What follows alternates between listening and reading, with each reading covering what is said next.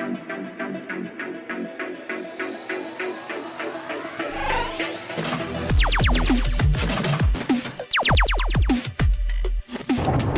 we're going. All right, hey everybody, this is Steve. And this is Parnell. And this is Flippin and Mashing, a bonus episode, another road trip. And we don't really have an agenda. No, for this podcast. We're not picking up a game.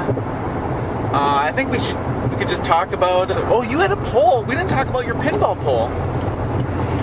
On Twitter. Yeah, but no one really... I'll tell you what, I don't think anybody responded to it really. Oh, I did. I voted. Yeah, I know, but that's like a 100% vote. That means it's the best... It's the best answer. Right. I think that most of my followers, it seems like, are more... video game? Arcade and video game orientated and not necessarily pinball orientated. So, like, when I put up a video game or even, like, did you like the new... Like, I put out a poll when that Superman show, the TV show came out. Because I didn't like it, but I wanted to see what everybody else thought about it. So I put out a poll that said, do you think that it was bad because of the writing, the directing, or I don't think there's anything wrong with it, I liked it. And the vast majority, like 90%, thought that the show was absolutely fine. So what is this show? Oh, the Superman show. It's called... it's not Smallville. No, it's not Smallville. It's about his grandfather or something. It's called Krypton. Oh, that one. Yeah. Yeah. Was that on the CW or what's that on? It's on... I don't think it's on CW. Oh, it's on Sci-Fi. Sci-Fi Bottom. Oh, that's right. It's okay. I mean, I gave it more of a chance after that poll because I kind of thought, geez, you're just a negative Nancy. Maybe you just need to back off and take another look at it. And I still didn't really care for it. It just wasn't my cup of tea. I watched probably 5 episodes of it. Oh, so you gave it a chance. Yeah, I gave it a real chance. Fine. And I always thought it was just slow and kind of boring. I never really got into it. There wasn't anything very exciting about it. Sure. I also rewatched the Aquaman trailer in the car just a couple minutes ago. And it is not as bad as I guess my memory made me think it was.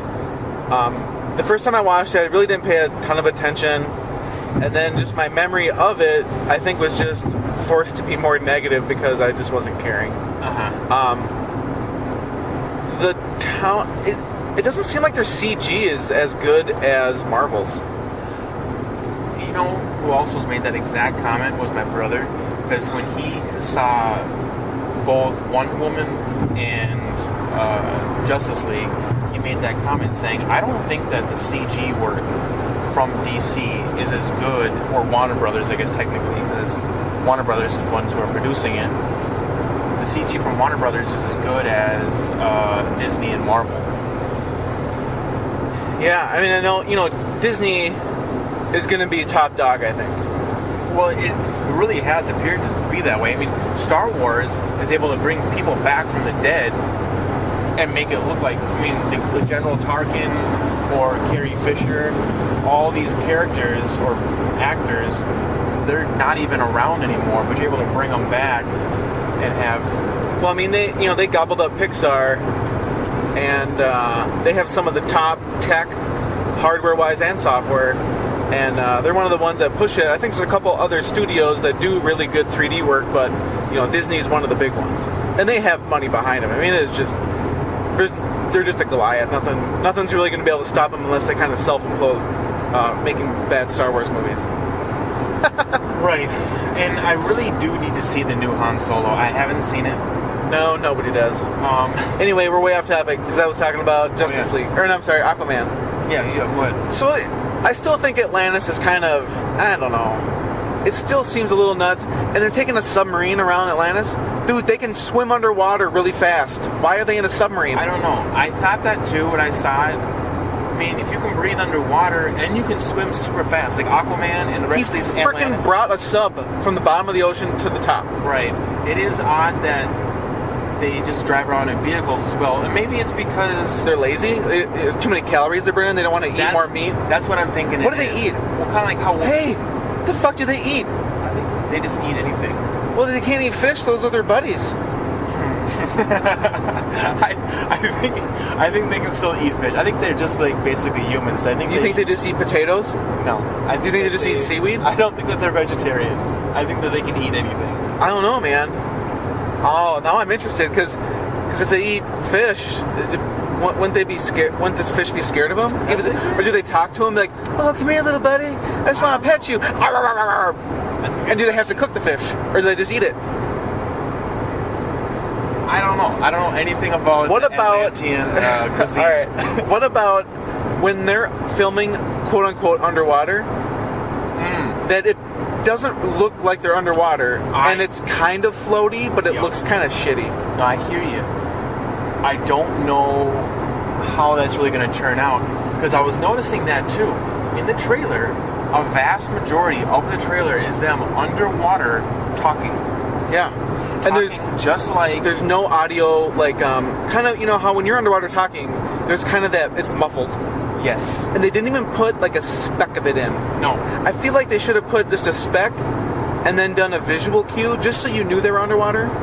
Because the one scene for sure where he's up close talking, you kind of see his body floating. Right. But the audio is perfect. The visuals are pretty good. Which they didn't do in Justice League.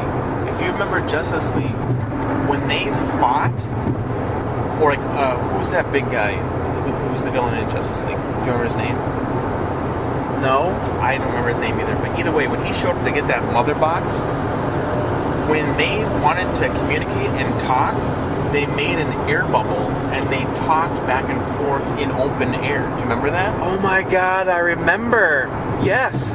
But when the water was there, they were like looking at each other and communicating with like hands and stuff like that, but they were not actually talking back and forth. Is this a different director, writer? This is a different director and a different writer.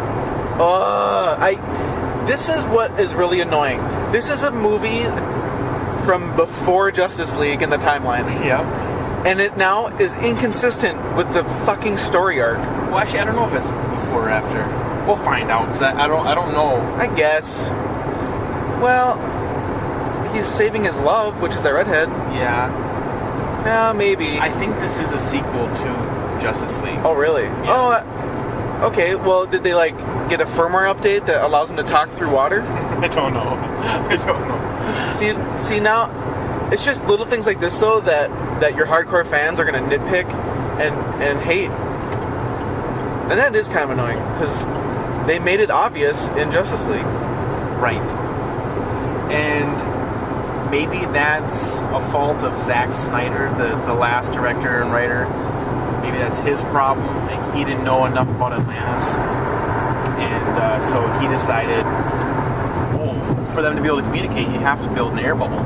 Which to me made sense. Like, you can't talk underwater, but they're Atlanteans, so... Yeah, that's the hard part. It makes sense to a human.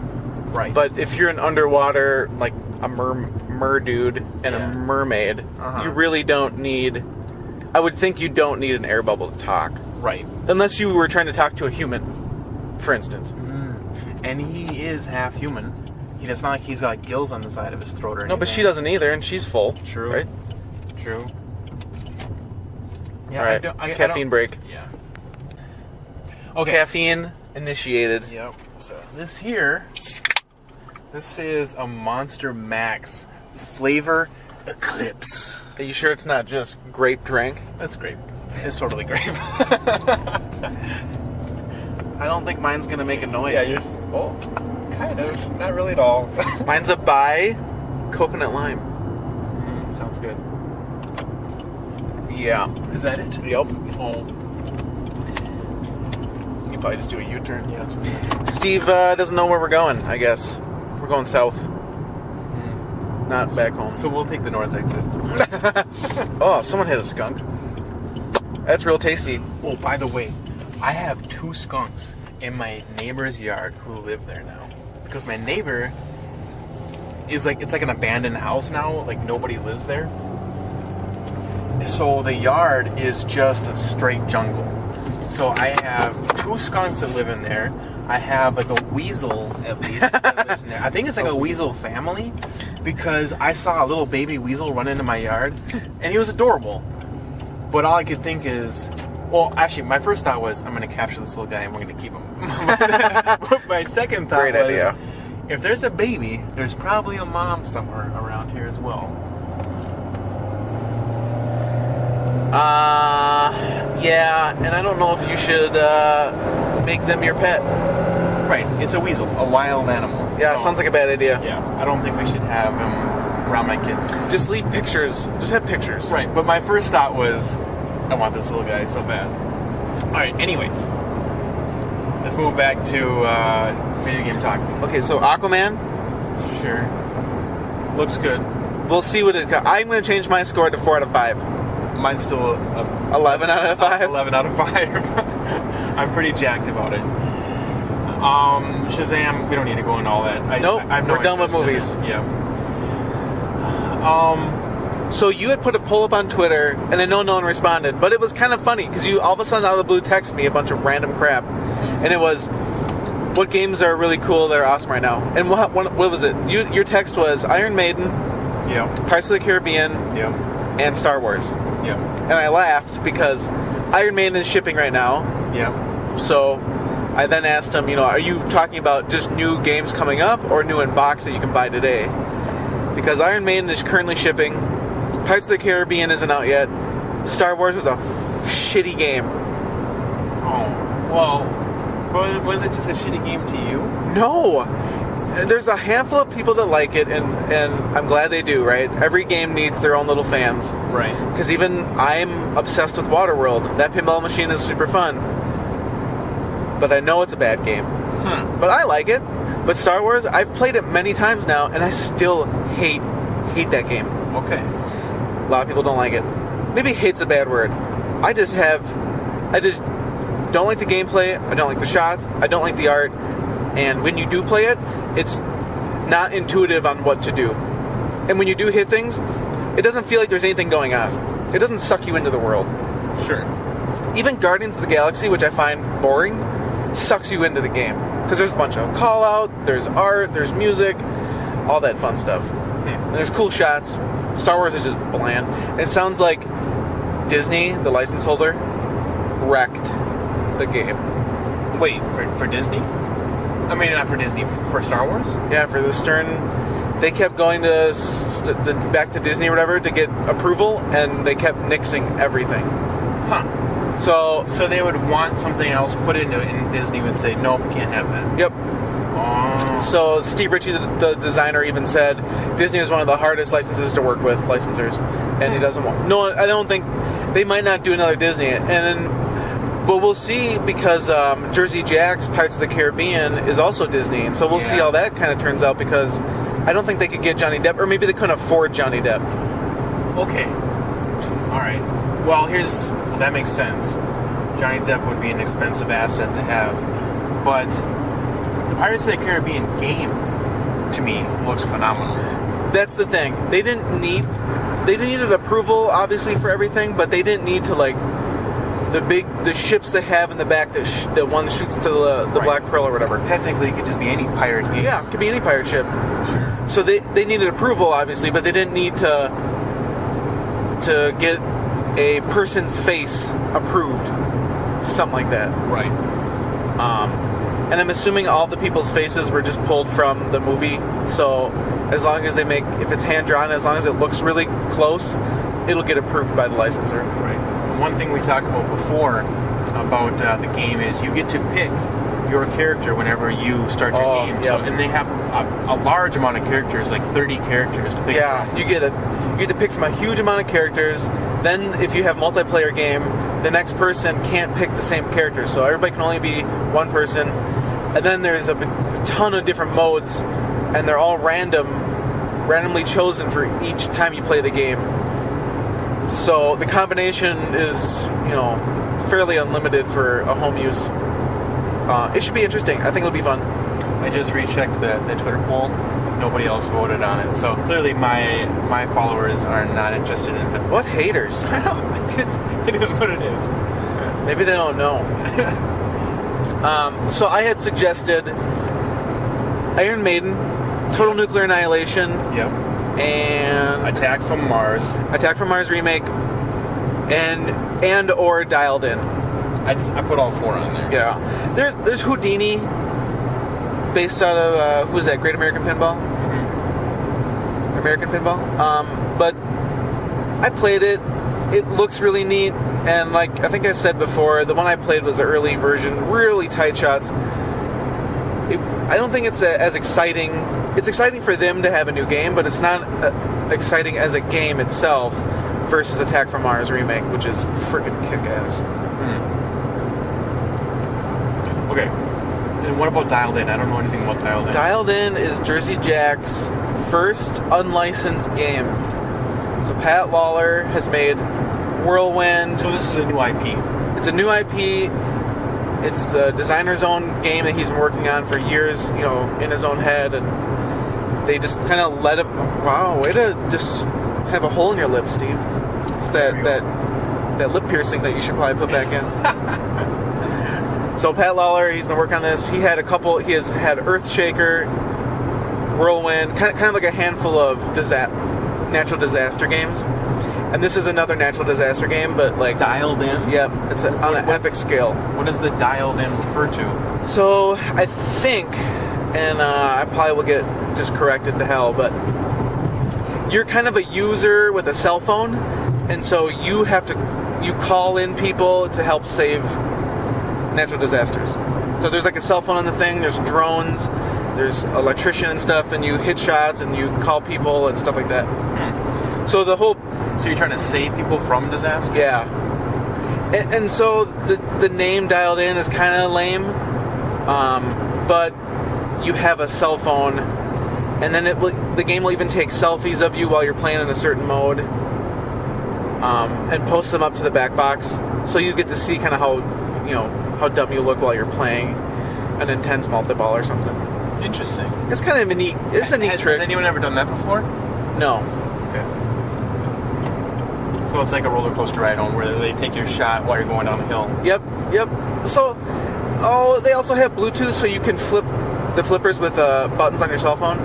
Now that is a huge gimmick. It's cool that they've done it to prove a point, but no one's ever gonna I don't use think it. people are really going to try it. A bunch of people on the forum were kind of mentioning, wouldn't it be fun if you could hook your phone up and then mess with somebody playing as one of the modes? So I could flip for you randomly, either to help you or to hinder you. I would hate that. Yeah, but it'd be kind of a unique twist, Sure. right? Maybe if you did like a head-to-head 4-player game or something.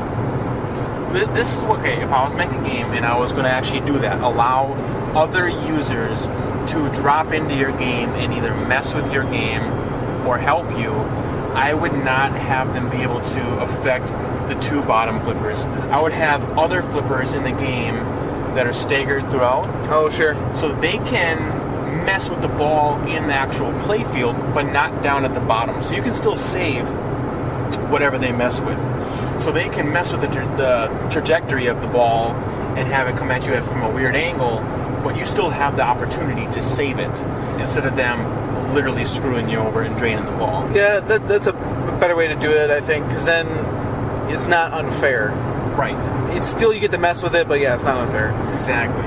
Or, I mean, you kind of need, like, disable the pop bumpers or disable this sling, so then all of a sudden it just bounces instead of flies back. That'd be kind of, I don't know. There'd be a lot of things you could do that'd be interesting. Right. So if you haven't seen I haven't really even watched gameplay of the game. I haven't even played one yet. We still have been talking about But you've seen pictures of it. Oh yeah. We still talked about going to the cities to go to a bar or a location with a bunch of the games, the new ones that we should play. Like the really cool one that you went to? Yeah, except they don't have anything. Total Nuclear Annihilation's gone. Dialed In's gone. So they only have old machines? No, they're new, but they don't have I don't know if they rotate them or they don't keep them very long or they were on loan. But Tilt doesn't have a bunch of the new games that I saw pictures of. Yeah, again, the bar that we're talking about is Tilt Bar down in Minneapolis, Minnesota. There are other locations, like we can go to SS Billiards, who has Dialed In, Pirates of the Caribbean. Really? I think he has a test location one, because he's their tech support. Oh. And he has a Medieval Manus remake, an Attack from Mars remake, along with the originals next to him. So he's got a lot of the hot machines right now. Yeah. And he's not like we could go like on a weekday, take a day off work, just drive down, because he's not going to be really busy. He's kind of dead. Okay. And then we could also go to Blainbrook, which would be on the way back up. And Blainbrook has about 20. It's a bowling alley, but they have, I don't know, 30 games. 30 machines? Yeah. Wow. And they range from EM old ones to new ones in various conditions. They also have an arcade, and then they have food and stuff. But that could be a fun one where we go to, SS Billiards for a couple hours or whatever, and then just start heading home to Blainbrook and then back up. Sure. So we could beat traffic. It'd be just like going to work. I tell you what, if that guy, we should almost call ahead to find out if he does have Pirates of the Caribbean. Because if he had Pirates of the Caribbean before it's even released, that would be worth the trip in and of itself, because you'd be able to play a game that no one is able to play right now. I mean, yeah, anybody that goes there could play it, but yeah, it's not, you can't buy it, put it at your house. Okay, it's just test locations. Right, that's what I mean. Like, it's before it's available to the mass public, you're able to go and actually test it and play it. And just from the trailers that I've seen, this is going to be the most radical pinball machine that I've ever seen. They took out a couple of those big features, right? The 3 spinning discs are now just 1. And what else did they take out? Oh, the pirate chest doesn't do its ball showing thing, but yeah, it's still going to be fun. Well, yeah, they still have the cool ship to ship battle, launching the pinball from one ship to the other. The one ship is rocking back and forth. The other is more of just a landing zone. I've heard from all the shows that the rocking ship only rocks one way, so I hope they didn't take out the full left to right rock, and it just. They said it only rocks, for example, just to the right and back straight. So hopefully it rocks the full. Now, I get prototypes. Like, for instance, with like a car. You make this amazing prototype, this is what you want it to be. And then when you bring it to like the production people to actually make it, they dial you way back to be like, we're not going to do any of this because this costs too much, or this is ineffective in this way or that way. Let's dial it back to make it more simplistic. When it comes to a pinball machine like this, and they create an amazing prototype that has all these different cool things, they're clearly functional. Why do you think that they dial it back for actual production? Is it because too many things might break and stuff on it? That is why. During testing, they'll find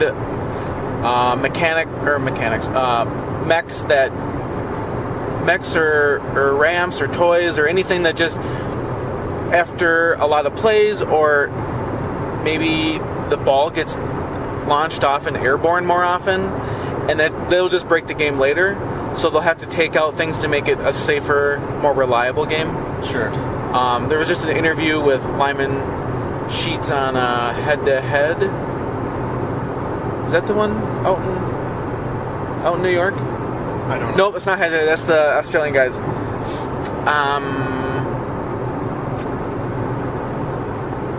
My gosh, I just listened to the damn story. Look it up. I'll edit it. Slam Till podcast. Okay. And Lyman talked. He had worked on Monster Bash, and there was a jump ramp in front of Frankenstein, and it was real awesome, right? It's on his prototype. He has the prototype at his house, but what happened was, in test, the ball would fly past to the back of the game, hit plastics, hit other targets. I mean, so it just wasn't a reliable mechanism. So they pulled it out. The 3 spinning discs, I'm assuming it's a really intricate mech, and it might be fine in a home environment, but on route, it needs to be able to perform, thousands of plays. Right. So that's probably why that got shafted. That makes sense. Because one spinning disc, and they probably also have it only going one way, but let's say they have it going multiple ways. It's just one disc instead of 3 interlayered discs that are spinning in all different directions. And the discs that we're talking about, I don't know if you've seen Pirates of the Caribbean or not, but if you've seen Pirates of the Caribbean, it is like the treasure map that they use multiple times. It's in the center of the play field. And that treasure map has spinning discs on it that line up to bring you to different destinations. And that's what is happening on the play field is in the center you have these different spinning discs which are rotating, which then as the ball goes over the top of it pushes it in different directions because the play field is spinning on it. So that was a cool one visual thing, but it also affected the ball as it travels over the top of it.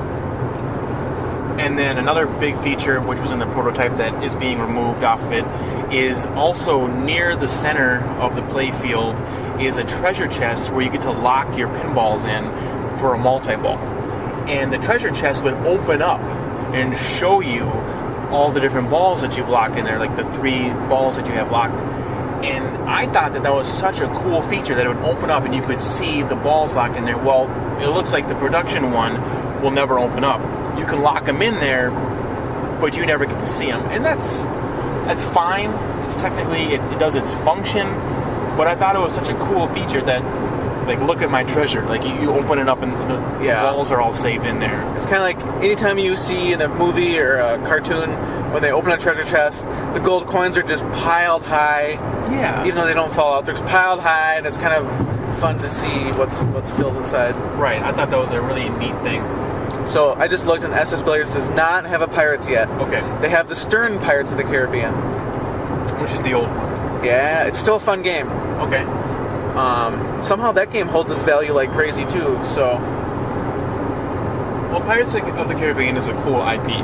I personally love this series a lot. I know a lot of people crap on it, but I like it a lot. I kind of joke that they're just kind of making too many of them, but I like Pirates. Like I like Pirates, the theme, not Pirates of the Caribbean, but just Pirates in general is neat, right? You know, you have these pirates. No one really knows about. They kind of hijack ships. They're rebels, and some are maybe more like Robin Hood. But I really like the first couple Pirates of the Caribbean movies. I never really watched the later ones because it just, they're just pumping them out, and I just thought these can't be any good. So I just never watched them, and maybe they are good. So I've watched all of the Pirates of the Caribbean movies. The first one is still probably the best one. The second 2, one of the main villains is Davy Jones, and I love Davy Jones. Oh, he was such a good bad guy. Right. So even though... Is that the one where he's like a human and then the moonlight? Yeah. And all of a sudden there's that... Well, no. He's always... He's the octopus guy? Yeah. Okay. Yeah, so he always... But his crew walked up and all of a sudden there's skeletons. Who's that? That's... Starts with a B. Bieber. No. Let me look. Who is the villain in Pirates of the Caribbean?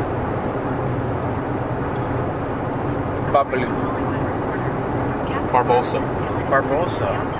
Okay. Oh, is that the first or second movie? That is the first one. But okay, so Barbossa is in all of them. Well, not all of them, but he is in and out of all of the movies. But anyways, so Barbossa has the skeleton crew. Okay. And when the moonlight hits them, they all turn into skeletons. While Davy Jones, his crew are all like sea monsters, kind of. That's right. Yeah, like one's got like a hammerhead, shark head, and other one's got like a puffer fish like face, and they're all like made up of all these different like pieces. They're like mixed and matched together. Yeah, human sea creatures or something. Right.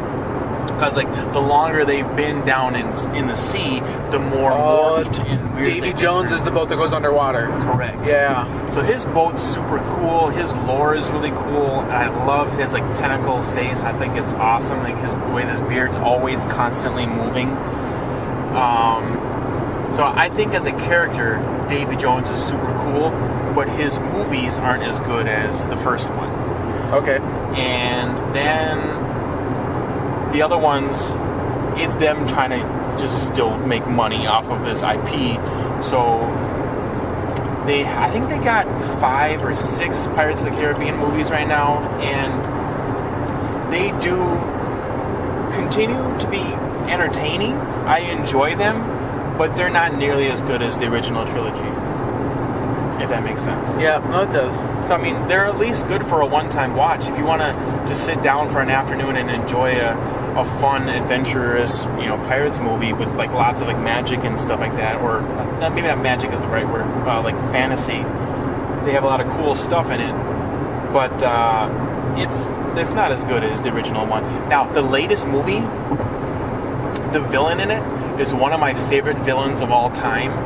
Not the actor himself. I don't even remember what his name is, but he's the main villain in James Bond Skyfall. Do you know what I'm talking about? Which one's Skyfall? So Skyfall, the main villain, he has like his job piece comes out. Oh my god! Yeah, he's on the island and he makes her shoot. Yeah, and he gets out of even Interpol or whatever. He escapes that. Yeah. He's such an epic villain. I love his attitude. I love the way he acts. I like the way he talks. I think he's such an interesting character and actor, and he does a very similar thing in the new Pirates of the Caribbean, but his body, like, I'm trying to describe it. It's like he's been like half disintegrated. Like half of him is there, and half of him is. It's like he's always underwater. Like when he walks around, he looks like a ghost almost. So it's like he was from James Bond, but they just kept disintegrating. Sure. Sure. So yeah, he's a very ghostly like creature that looks like he's like always moving underwater, and it's a really neat look. I enjoy it a lot. And the character that he portrays is a really cool character as well. But again, as a movie, it's not as good as the original trilogy. I like that a lot more. Are the later ones really all just Jack Sparrow? What's his face? Who's the other guy? Orlando Bloom. Yeah, is he in any of the other ones? He's in the latest one. Oh, interesting.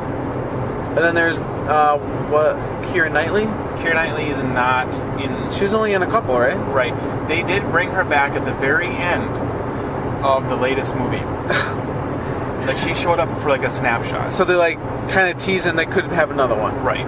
Well, yeah. I think if I remember correctly, the way they ended the last movie, they're going to be bringing them all back, something looks like. Well, I think they even have a Pirates of the Caribbean at Disney World. Well, that's where it originally came from. Did you know that? What? Pirates of the Caribbean was built off of a ride. Was it? Yeah. So, okay, the way they came up with this whole Pirates of the Caribbean idea in the first place was there was a ride that was designed and created in Disney World that I've been on, and you get on a boat and then you travel on this little like river, and you go in and out of like caves, and you have animated like statues, whatever, of like pirates laugh. Yeah, animatronics. That's what I was trying to say. Laughing and wait, this is based singing. off that? It's not based off like a book or anything. It was created off of that ride. Yeah, off of the idea of that ride. Wow. See, that's how you make a new IP. Yeah. That's a good. Maybe they could have had a better story arc pre-planned out, but I thought that was pretty good. Well, exactly, because it's made off of essentially nothing. Like some guy had a really fun time on that ride. It's like, you know what? We should make a movie off of this, and then he just did it. Yeah. Well, you can kind of tell, like, they might have a trilogy, and then they just keep making new trilogies, so they're making new little, or maybe they go, oh, well, we'll try one more, and see if it does well. Then we'll make another one. Right. And so the one constant in all of the movies is Johnny Depp. Of course, because he's their moneymaker for sure. Oh yeah, and he's the jokester. Yeah. He's a funny pirate. Yeah. And he always gets into shenanigans. So makes sense. But I enjoy the series, and luckily they make enough money off the movies to pay him, because I'm assuming he is expensive. And I'm not a celebrity, but I don't know. I mean, I guess some celebrities are into pinball and some aren't. But in an interview, I think it was Lyman even said, when they were doing Sopranos, the entire cast loved it, and they all gave sound clips. And it was one of the last games to get so many call-outs from a bunch of the actors, and they loved it. And if you look at, all the games today, you like Stern and even Jersey Jack's Pirates of the Caribbean, they're not going to have call-outs from the real actors. They're getting all these approved voice actors. Mm-hmm. And it's sad, because it kind of sucks, right? Walking Dead, they didn't have the real actors, which I feel like they might have been able to get them. They don't at least get one bad guy to do the call-outs or something. The other day, what were we doing? I was looking to buy a couple games for a buddy of mine. Just picked up a PlayStation 2, and he was excited to open Grand Theft Auto San Andreas, and there was no game. And I was like, I have a ton of at the used game store across the street from our work. So me and you walked over there, and I was going to pick him up Grand Theft Auto. And I ended up getting him Grand Theft Auto San Andreas, Grand Theft Auto Vice City, and then Need for Speed Hot Pursuit 2, which is an absolutely amazing game. And then a memory card, because he also didn't have one of those, and playing any game without a memory card is a horrible waste of time and money, or time and effort, because you have to start over every time you reboot your PS2. Right. So, while we were talking about these older games, you brought up to me that Jack and Daxter had a kart racing game. Yes. Jack and Daxter X. Yeah, no. So, okay. There's only one Jack and Daxter. The rest are all just referred to as Jack. So you got Jack and Daxter. Oh, that's right. Jack 2, Jack 3, and Jack X. Jack X is Wait, the there's racing. Jack and Daxter, which is the first game, right? Correct. Then there's Jack 1, 2, 3. Right. And then Jack and Daxter X. Right. And then there's two PSP games. Okay, yep. I don't really remember their names. I think one's called Legacy and one's called like Sky Kings or something. I don't know. Yeah, I don't have them. But Jack and Daxter is a PlayStation exclusive platformer. Right. It did very well. It was highly praised. It was kind of like a 3D version of Crash almost. Same kind of cartoony graphics, really good humor. Well, you want to know why? It was a Naughty Dog. Exactly. Yeah. Made by the same person. But it was fun. It had humor. The little rat guy or whatever, he's like a little cat-looking thing. He's funny, and Jack doesn't talk a lot, but he, Well, I'll tell you what. In the first one, he doesn't talk at all. He's a mute. Yeah. Because a lot of the games back in that era, the main characters didn't talk. That way you would feel... like it was you. Right. Okay. And then in Jack 2, he immediately starts talking. And I think his very first thing is he swears right off the bat. So then Daxter's looking at oh my gosh, you need to watch your mouth. Or something like that. I remember I owned those games, great games. But you had said I wasn't big into kart racing games in the PlayStation era. I only played Mario Kart at my friend's house. So there was Jack and Daxter X. Yes.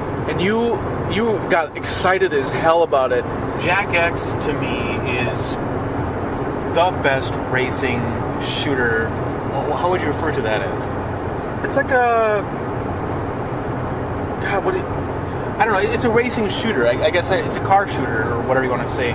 Oh, we had started... The reason we brought it up, or you brought it up, is because we were talking about Twisted Metal. Yeah. And how awesome these older... I wanted Twisted Metal to make a comeback, and it was about time. And it's the perfect time to bring a new Twisted Metal back. And then you said, have you played Jack and Daxter X? And I was like, no. And then you had me watch a video, and I was going, this does look good. Right. Jack X is my favorite car shooter or racer shooter that I've ever played. And one, it has a good story in it. Two, it has really good modifications. You can modify your car. It has a lot of different cars to choose from that you can modify. The art, the graphics, it's all really cool. Now, again, these are older, PS2 style graphics, but on the PS4 right now, they have re-released all 4 console games. They haven't released like the PSP or anything like that, but the actual 4 main console games, they've re-released them in HD. So I'm excited to kind of see how they actually look, and I might even think about trying to figure out how to buy them or whatever. And which ones were in that 4-pack? Just Jack and Daxter, Jack 2, Jack 3, and Jack X. In Jak 2, he comes... I don't need to go into the whole entire storyline of Jak and Daxter, but in Jak 2 is when they introduce vehicles. They have some really cool like motorcycles, like they're hover bikes, some hover cars that are really awesome. In Jak 3, they expound upon the vehicles because the vehicles were such a big hit in Jak 2 that they went even further with it. They built a map that was, I think it was supposed to be like 6 times as big as Jak 2. And it was this huge desert area, and they introduced doom buggies.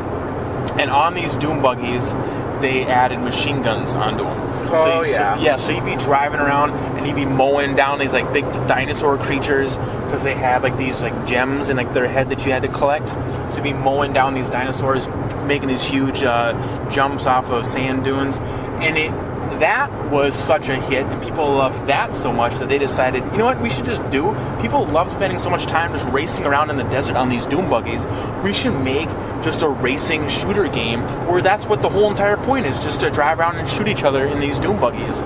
I wonder when it came out, because like Twisted Metal was hot, and then Vigilante 8 came out.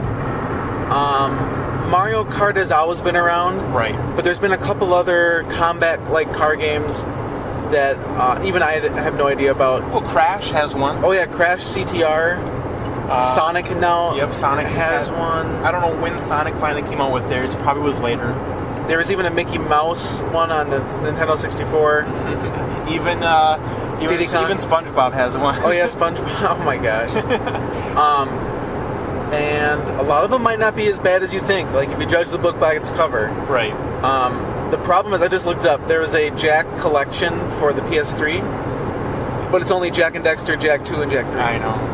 And the PS4 has the 4-pack. Correct. So we were torn. We have a PS4 at work, so it's like we're torn on. And I think it's digital only, so you have to buy it. I don't want to pay my money to have it stuck on the work Correct. PS4. That's how I feel about it too. If we could find the actual PS2 version, we could pop it in my PS2 and play. You know what? I think my brother has all the games. You think he still has them? I think does he have a PS3 or 2? I think he does. I have a PS3 that's backward compatible as well. I'll talk to him. I think he has all of my Jak and Daxter games. That'd be fun. It'd be fun to start playing these things that we talk about, especially when we have the nostalgia memories of it. You know, another shooter, Star Fox for the GameCube, had a ground-based tank war game that you would drive around in tanks and shoot each other. I think it's different, because it's not a racing game. Yeah, it was an RPG-ish, not RPG, but it was the platformer that people were like, "Man, it's okay." No. I'm not referring to that one. There was a second Star Fox. There was a real Star Fox game that came out for the GameCube. Yeah, there was 2 though. There was the arcade one where you just platformed around, had a weird, unique, like magical storyline where he was like dealing with dinosaurs, which is so off from Star Fox. And the reason why is because there wasn't supposed to be a Star Fox game. Fox Adventure. Yeah, it was a good game. I personally liked it a lot, but it had. Because you like weird games. I do like weird games, and I like action adventure games, and that's what that was. But it was very off from the brand of Star Fox. But I'm saying they made another one which is on brand. They had awesome air battles and multiplayer like tank battles as well, and it's similar in a way to these arcade racing shooters, because you're racing around in these tanks shooting each other. Was it Star Fox Assault? Yeah. No, that's the airplane game. But you were also on the ground, yeah. Also on the ground with tanks and stuff. Yeah, third person. Mm-hmm.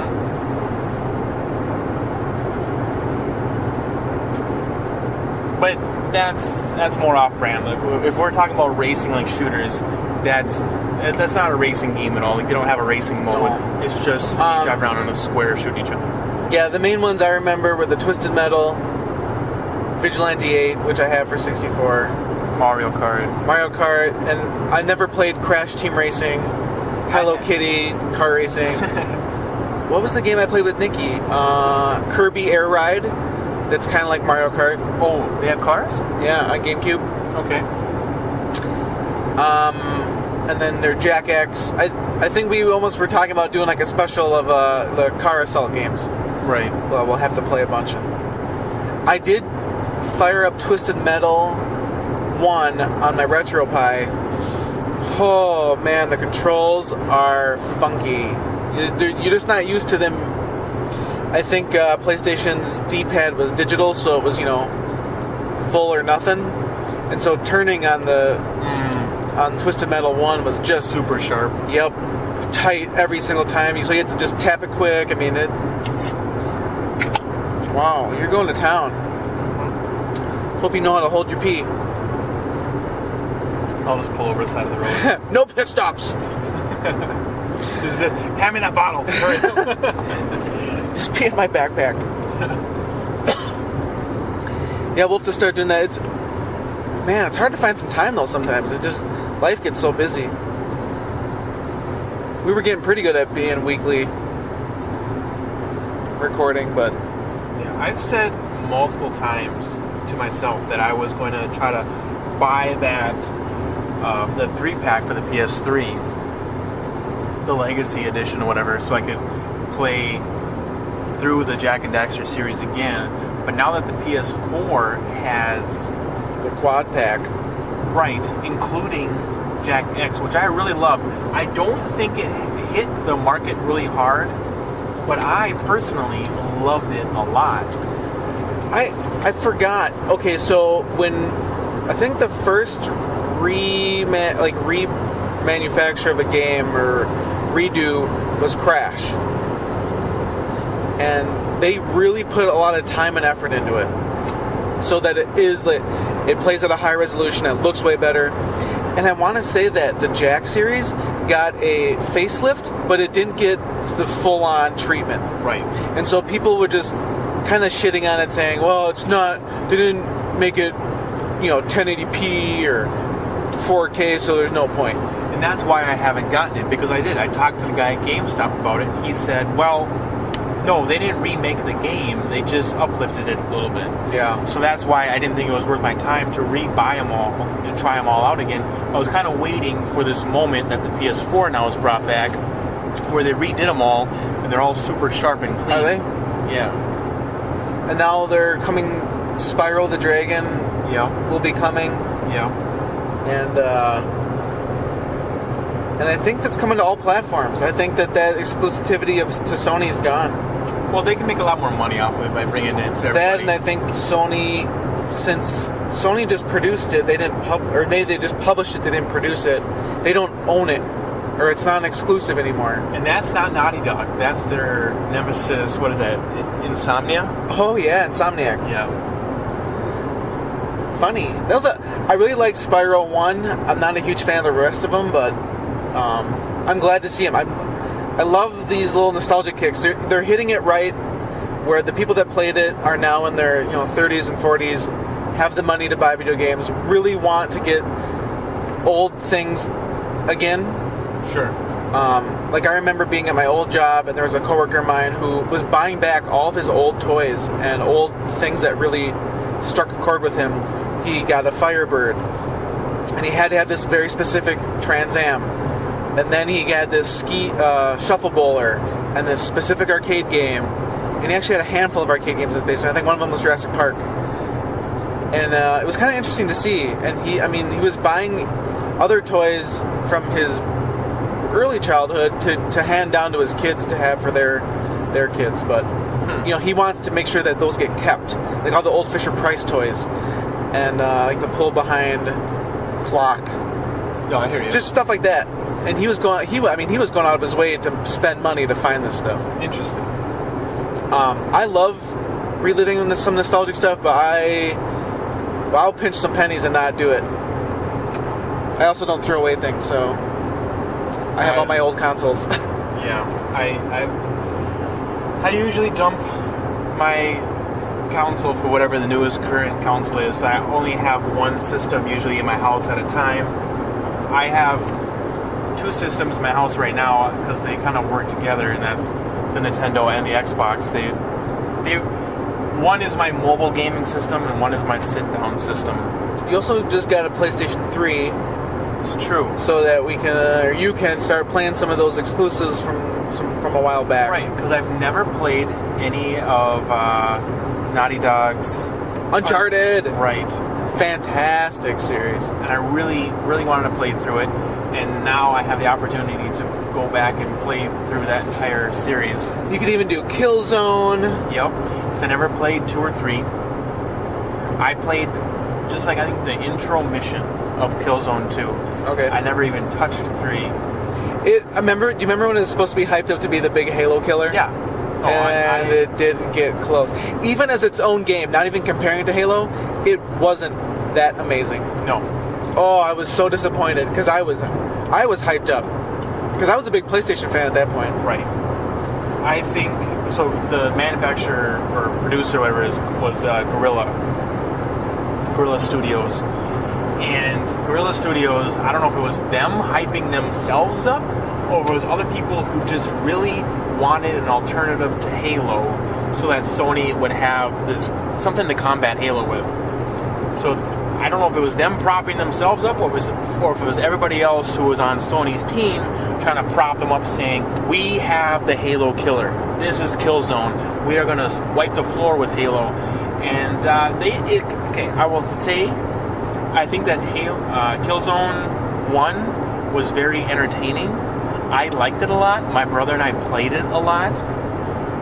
But no matter what, it doesn't compare to Halo. Halo is a much smoother, cleaner, better game. All the animations are better. The sounds are better.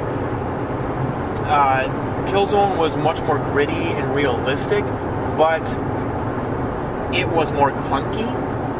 Oh, totally clunky. Very clunky. You couldn't aim as good. You couldn't perform as good.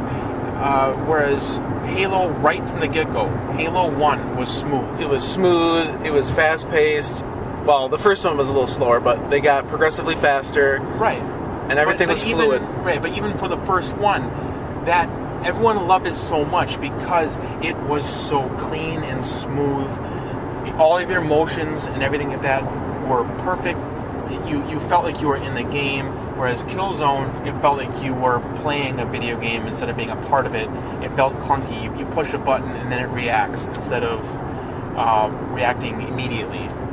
Sure. Yeah, I have it for PSP as well, and it was an entertaining. It's more of a top-down. It wasn't a first-person game. Oh, I owned it also for the PSP. It was alright. It was something for me to get through a plane ride. Right. I do that a lot with like series. If they come out with little like side games and stuff like that, I love it, and I kind of go all in on it to see what kind of an environment or world they are able to build. Like Paladins, for instance, they have the mobile game, which is a top-down game, and then they have their first-person / third-person shooter, which is console? on all of the consoles. And I like it when they have kind of intertwining worlds like that. So another game that I remember from my past being obsessed with was Tomb Raider. Now, did you see the new movie? Yes. Was it good? Was it good? I enjoyed it. God, I gotta go see this crap. I haven't seen it yet. I've been wanting to. I was a huge Tomb Raider fan until they made the game where she was out in London, like being a night. What do they call it? Like a cat crawler or a night crawler, kind of, walking in London's museums, because it lost its roots of being a tomb raiding game. Oh, she was more like a Catwoman almost. Yep. So I was big into the first 3 for sure. And I was just obsessed with it. I have a Tomb Raider PlayStation 1 memory card. That's kind of unique. It is. But there's a new game coming out. They keep hyping it on the Xbox Twitter account. That's because this new trilogy that they've created, for which the movie is based off of, It's a really cool series, and I highly suggest. Have you played? Yeah, I played through number 1. Okay, and I love it a lot. So this is the second coming out. No, this is third. This is the third game? Third one. This is the end of the trilogy. Holy moly, I've already missed. Okay, so I need to go. I have an Xbox One, so I'll probably have to go get my Xbox. You might be able to get the first one for free. You might be able to. Okay. I would check it out. I think you might be able to download it for free. I got mine for free, but it might have been a limited window. Usually it is, and I always miss it, so probably. I did buy the top-down one where it's Laura and that is it like an Amazon guy or an and you have to co-op to play with each other. You bought yours? Maybe it was free. I think you got it for free. Maybe, hopefully. Because they released that 1 month. That seemed fun because it was a co-op. You had to co-op to get through it. And I like those kind of games. Wait, you co-opted? No, I didn't really play it. Oh. I think you have the option to co-op. Because I played through several of the missions, and you have... I think either you switch back and forth. I think you do. Yeah. I think that's what it is. But you can co-op, and that's what I was excited about. Because I was like, oh, me and a friend can then play through this. Sure. You know, speaking of PlayStation and old, you know what a really sweet-ass co-op game is? What? It's for PlayStation 2. It's called Cookies and Cream. Never heard of it. It is an amazing co-op game. Especially, it's a little bit maybe on the easier side, so it's not super easy, but you could get away with a younger child or a significant other and play.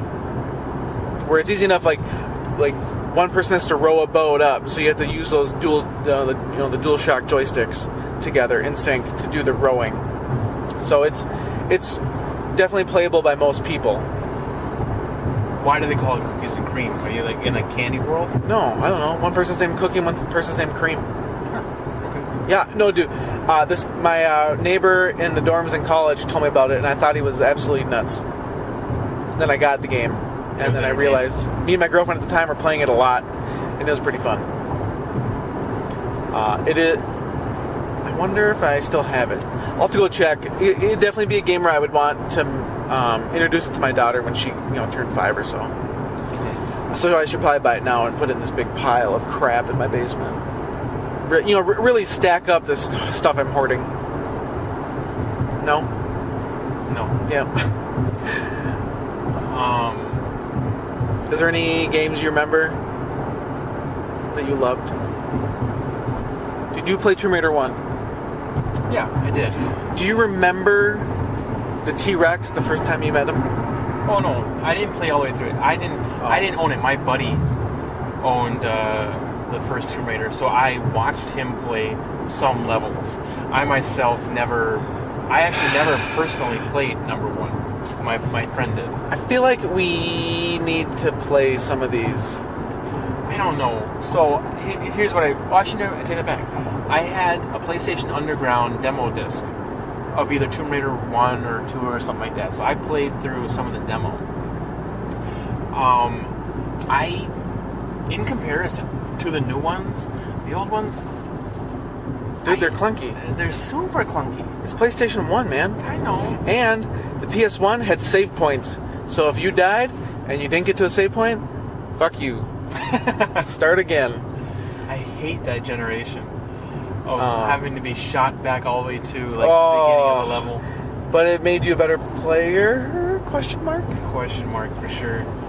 But it was funny because the level where you find the T-Rex was one of the scariest moments besides Resident Evil, where you're running down this freaking cave tunnel, and it hits a dead end, and you kind of you find this little pocket where you get to a treasure chest or whatever the hell it is, and you get a gun or something, and you come out, and the music changes, and T-Rex just comes stomping after your ass, and you're just running as fast as you can, screaming, jumping backwards, shooting this T-Rex with a shotgun, hopefully making some damage so he dies.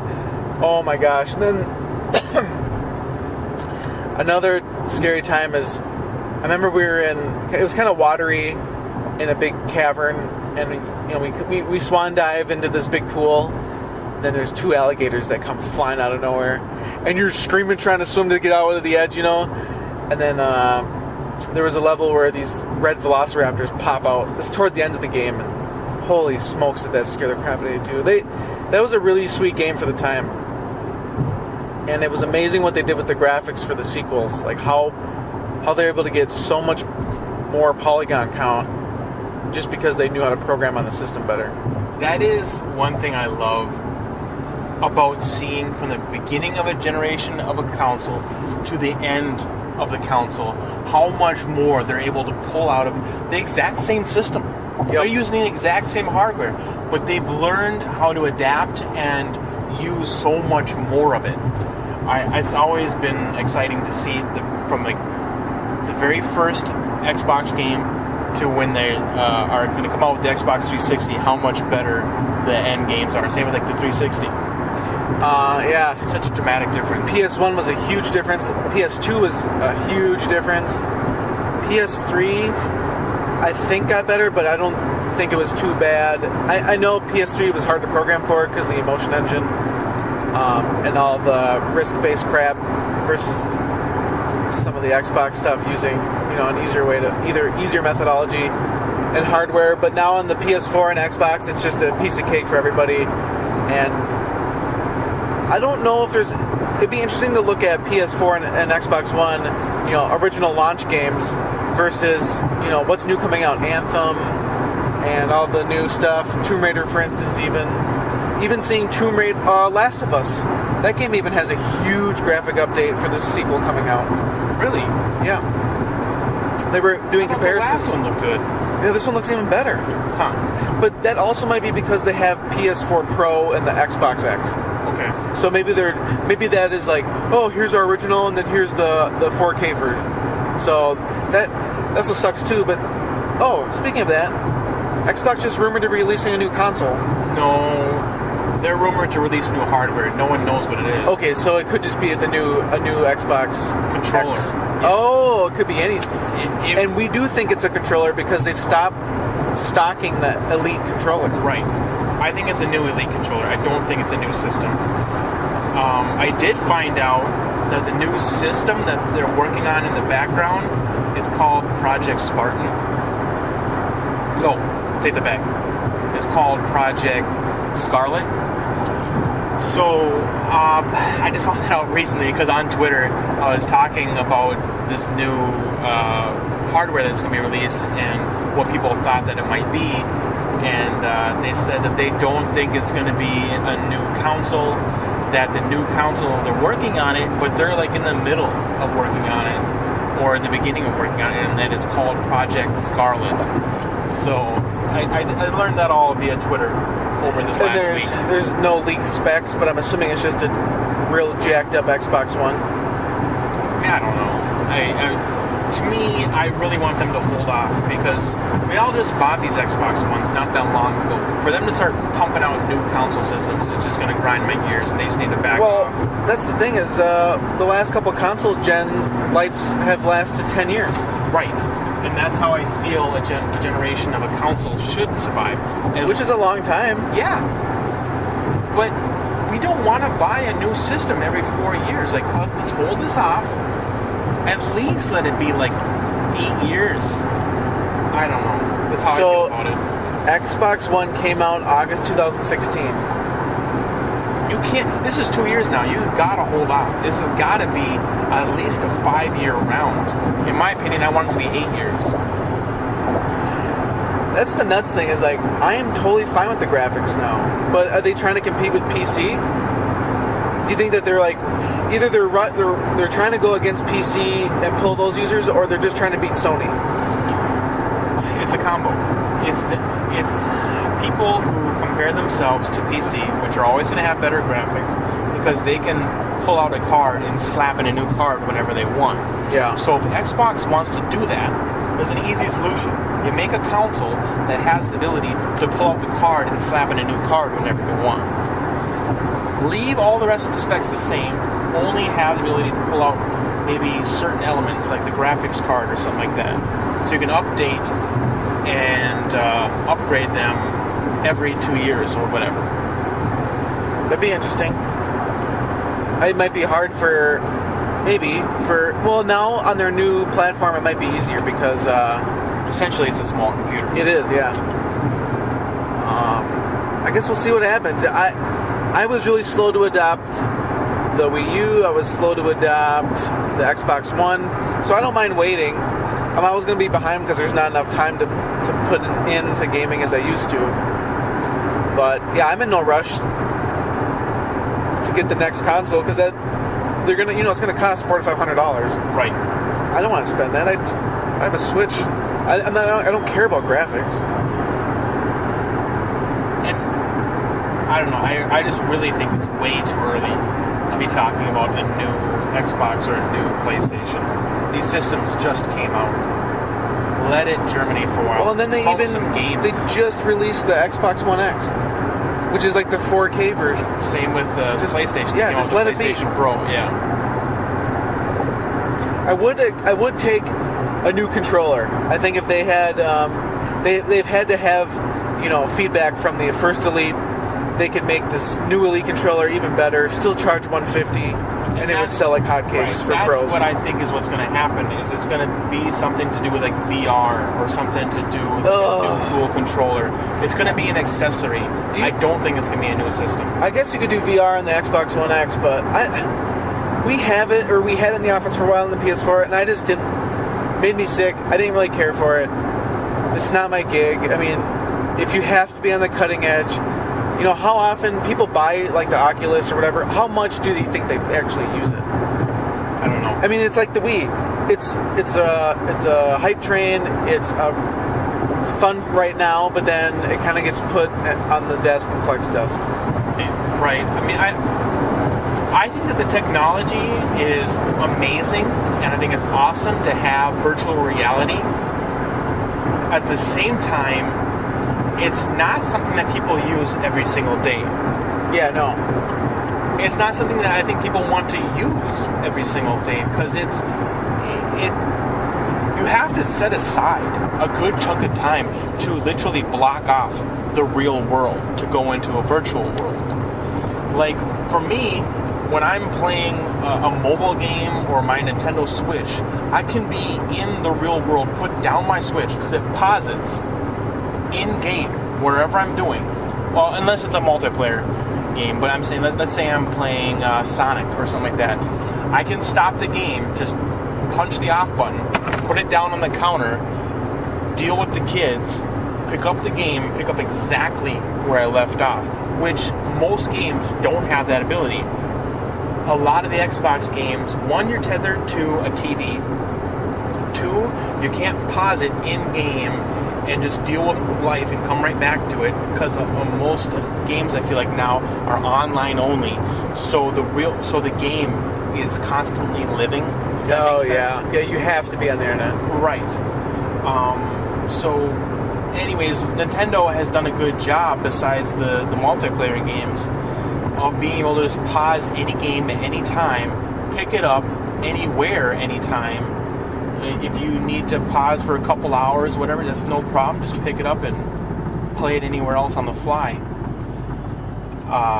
What do you think if Xbox came out with a handheld screen? Like, what if they either pulled a Switch or a Wii U, where you could have a oversized controller with a screen in it? Sure.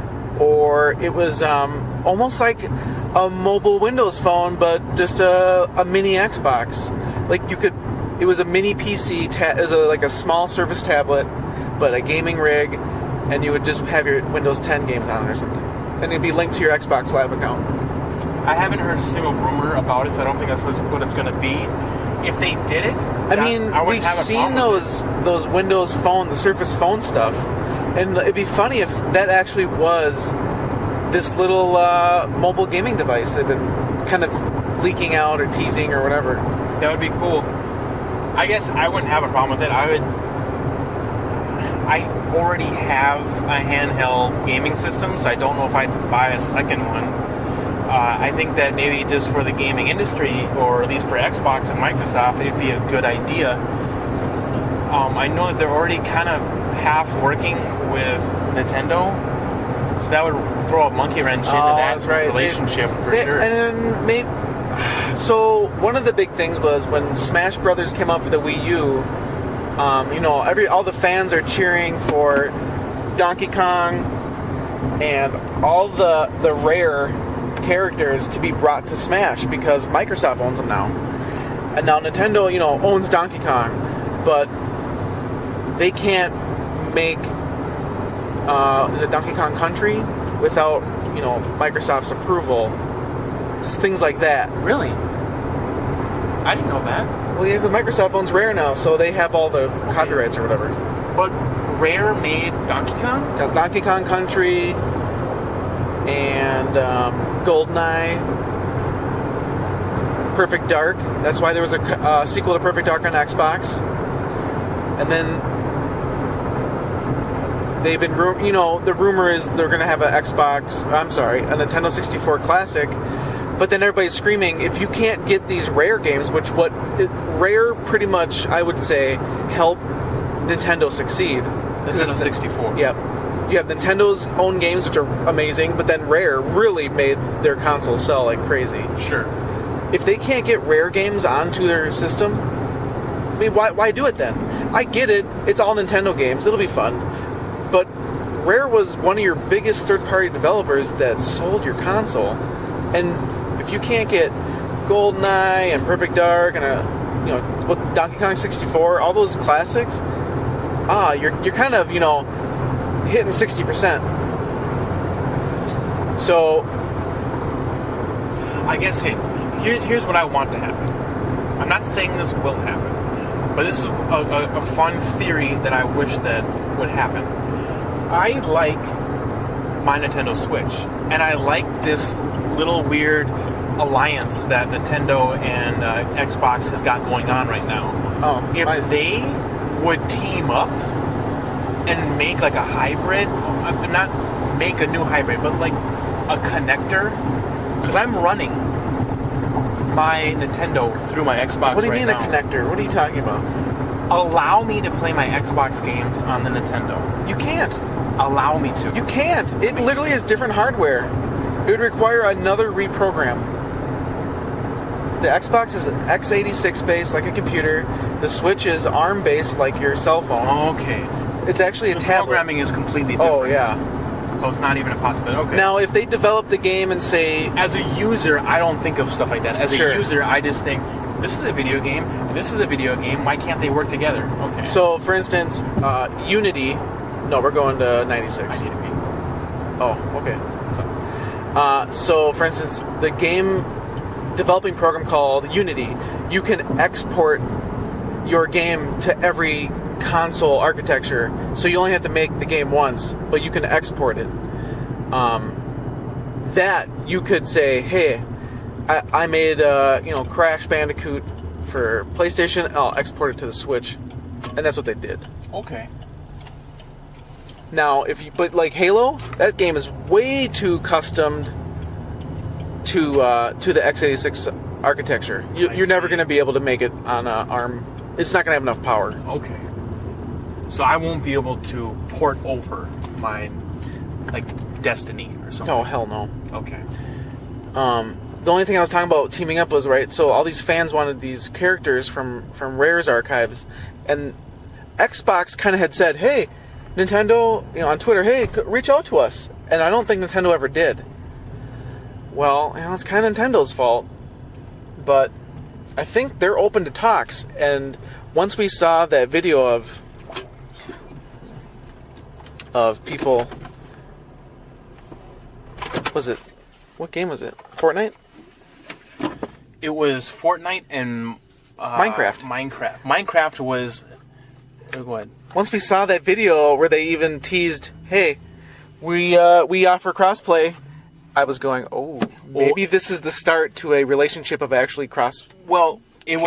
It was Nintendo and Xbox on their official Twitters talking to each other saying, let's make something wonderful together or something like that. And it's them playing together on Minecraft. Commercial. Well, so it's official. Yeah. Yeah, that's awesome. Yeah. poorly designed. It totally is. Well, sort of. So yeah, that was the Xbox Nintendo mashup, which they're teaming up. I think it's only going to be good, right? Because it's even punching Sony in the kidneys even more, saying, oh, look who's not playing nice with everybody else in the playground. Right. It helps benefit each other by playing together with each other, because they're both the underdogs right now to Sony. Sony's sold so much. But I bet, if they continue this kind of shenanigans, they're not going to be the leaders in the next console. Well, it's already been, I forget the consumer... Oh, the sales numbers? Right, the consumer, it's like a watchdog or a reviewer or something like that, an industry follower. They are saying that Nintendo will outsell Sony this year. Yeah, Nintendo's looking to sell a crap ton more Switches. Right. And I bet you PS4s are slowing down because either people want the ability to crossplay even though they might not, or they do want to crossplay and they're not going to buy the PS4 because you can't do it. And what makes it even worse is, for instance, on Fortnite, if you have a PS4 account and then go to your Xbox to play, it's like blocked out. Right. So now, not only it's like, okay, just let it be, but nope, Sony now ruins your accounts that when you try to crossplay, which is kind of sad. Right. It would be so fun to see new characters in Smash from the Rare Studios, and then, Rare is still around. They're still making games. They're not what they used to be. So it would be fun to see a new Rare title come out that has that original Rare feel. But I think what happened, I watched a documentary on Rare, and it was two guys, and then they hired a bunch of people, but they were just overworked, hard as hell. But at the time, they were so small that the passion was there from everybody. Do they own Battletoads? Who owns that? That must be Rare. I think it is. Yeah. They might not own Battletoads, but they own the game rights, right? I don't know, but after the acquisition of Rare, they introduced Battletoads into some other games. Okay. So that's why I feel like they're a part of Rare. Maybe Battletoads was just a game that they made. I kind of thought it was like a cartoon before, but maybe it wasn't. I don't know. Honestly, I've never played any of them. Yeah, I know what they look like. I know it's popular with some people, but I've never played it. Right. I know what they look like, and they put them in Microsoft's exclusive fighter game. What is that called? Kill something. Kill Instinct or Instinct Kill. Oh, Killer Instinct? Killer Instinct. So that's what? Microsoft owns it? Yeah, Microsoft. That's their exclusive fighter. Yeah, they came out on Nintendo. Killer Instinct? Yeah. Really? It was on 64. Sure? Okay. Well, it's a Microsoft. SNES. It's a Microsoft exclusive now. Oh my god! I wonder who made it. And they have exclusive characters like from Halo in it, and they have Battletoads in it now, and some other unique. They have. It's a Rare fighting game. That is why they have it. Oh my gosh, that makes sense. This is why it was a SNES exclusive. Okay. For a while. So Rare makes it. Yep. All right. Now it's an Xbox exclusive. Right. Okay. So you're a programmer. You know about actually transferring games better than I do. Is it possible for them to make, let's say, Killer Instinct for Nintendo Switch? Or do they have to completely remake it altogether if they want to bring it over to Nintendo Switch? No, this is a similar porting. It'd be not super similar, but it'd be a similar porting from 360 games to Xbox One. So, they have the art and stuff is all there, but now they just have to kind of move and recompile everything to run on the different hardware architecture and then validate that it works correctly. Okay. So, yes, it's possible. It's a lot of work. Like last night, you were complaining about remakes costing too much. And this is that. That would be that process of porting a game. Well, no. Okay, I guess when I say I think that a remake costs too much, I'm not. there's a time difference. For instance, going from a Wii U to a Nintendo Switch, these games almost came out like 1 year later. There's not a big difference in between when the game of Mario Kart 8 was dropped on the Wii U due to when Mario Kart was brought to the Nintendo Switch. It was like 2 or 3 years later. It's not that much later. To release another $60 game that is the exact same game a couple of years later versus bringing a game from one platform to another, that makes sense to me. No, but it's the same process. It literally is the same process. I hear you. I guess... So it doesn't make sense to me why you think that bringing a game from the Wii U to the Switch is bad at $60 when it's still a full game, but bringing the same game from the Xbox to a Switch is okay to be at $60. It's the same methodology. I'm with you. Okay, you're right. You are right. Because for me, to bring a game from PlayStation over to Xbox or from Xbox to Nintendo, I'm okay with you charging $60. But for me, saying for you to bring a Nintendo Wii U game to a Nintendo Switch... That's the problem you're having. Right. I'm saying it shouldn't cost $60. It's like you're double dipping. Right. That's actually it. That's what I'm trying to say, is that you're double dipping into the same game, Nintendo. How come you can charge the same price 2 times in a row when you're bringing it from one system to another? But it is still a different system. Same manufacturer, but it is a completely different system. So I get why it would cost from if you're going to bring a game from Sony to Xbox, it should cost the same price. It's a totally different system. Well, I should have the same mindset when Nintendo does it from one system to another, even though they own both. It's still a huge process. It's still a completely different system. Of course, it should cost $60. It's a new game on that system. Nintendo is notorious for re-releasing the same game on every frickin' handheld and console ever created. Sure. Look at Wind Waker, all these old games on 3DS, they just keep rehashing them. It's like, and people keep buying them. I'll tell you what, if I was a manufacturer and people kept buying the same game... Why would you stop? You would never stop. If they're going to buy it on every single platform, keep producing it for every single platform and make them rebuy it. Because as long as they keep handing you the same money for the same game, I would keep reproducing it. Just think, the Wii had the eShop or whatever they called it. Sure. WiiWare, and you could buy old games, right? Like SNES, Nintendo, Super Nintendo, all those. You could buy these old games. They've had those old games purchasable on 3DS, on Wii, on Wii U, and people still kept buying them on every console. And now the people are still clamoring for the Virtual Console on the Switch, because then they'll buy them again. But they did complain, right? Like, hey, I've bought these multiple times. Why can't I just move them to my next console? And I think Nintendo, they're going to start charging for their online service.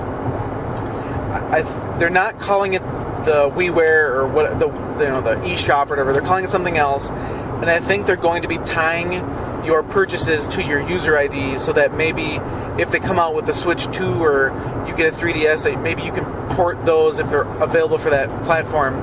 You can just acquire them instead of having to rebuy them. Sure.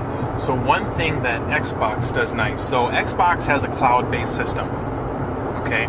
Now, does Nintendo have a cloud-based system? I don't know what you mean. They have an eShop. Okay. Well, that's it. Well, it's based in the cloud, right? Correct. So if I buy a game on one Nintendo system, actual hardware, okay, does it save in the cloud somewhere so I can download that on a different Nintendo? Or if no? It's the same game. Like, I bought it offline on my Nintendo at home. Okay. Can I re-download that same game that I've already purchased on a Nintendo at work or at my cabin? One at a time, I think. Okay. So your Nintendo ID links your account. Sure. And so for instance, if you bought your Switch now and you bought Mario Kart, and then you lost your Switch and got a new Switch and logged in, the eShop would recognize that you have bought Mario Kart, and it would let you download it. Okay. So I do not. You can only be on one system at a time, though. Yeah, they don't let you do multiple logins. Sure. That I'm aware of. So with the Xbox, I can download that game many, many, many times. I think you can only play it on one system at a time, which makes sense. Because if I bought a disc, I could only play that disc on one video game system at a time. But in theory, I can walk around and put that disc in every system in the world. And that's kind of how they run their cloud-based system, is I can download that game on many systems. I think you can only play it on one at a time. But you have to be logged in. Correct. Yeah, you have to be under your user account. Right. So if you logged into my Xbox, I would have to stay under your account and I could open your games up. But if you wanted to play Battlefront and then I played Battlefront, it would air out. Right. Now, my brother knows a little bit more than that than I do because he knows a cheat system. Well, I guess because he has a wife, right, with an Xbox as well. Him and his wife play off the same game on two different systems at the exact same time. What does he do? Like, get the game started and eject the disc? So, Microsoft, I think they fucked themselves in a small way. Is this the family account? Yes. No, it's not, because Apple does it on their iOS systems, on their iPhones. Okay, well, either way, That's kind of a nice thing, though. it is a nice thing for a family to be able to play one game at the same time. But I think Microsoft maybe screwed themselves by allowing you to buy one game and have your entire family play off of it at the same time. No. Well, this is how it works. He cheated, or cheated is the wrong word. He is using the system to his advantage by him and his wife download the game on one console. Okay? But then he makes his home console like her system or something like that. They like flip-flop each other. I don't know how to describe it. He would know how to describe it better. But he downloads, or she downloads her game on her system, but he like associates his account with hers. Yeah. So he plays it through her system somehow on his console. But see, you have to be on the same network. So, like, me and you living far apart, we can't just, like, have that happen. Right? I don't really know. He would know better than We'd have to verify that, but I think that because you're in the same household, so you're on the same network, the two Xboxes can talk. Meaning, you're not getting all your friends to share the one game, and everybody lives in a different city. And maybe our listeners can help explain it better to us. But if you do know more about this, please go ahead and comment either in the comments or email us or Facebook us and let us know how to do this more properly so we can talk about it in the future. Well, everybody, that is it for today. You can follow us and leave your comments on Facebook. You just search for Flippin' and Mashing. You can also find us on PodBean. You can find us on Spotify. You can find us on Twitter. Hashtag Flippin' and Mashing. You'll find us on there. Either way, you guys have we got Spotify. No. All right. That's it. That's it for today. We're getting out of here before he tries to make any more dad jokes. All right. See you guys later.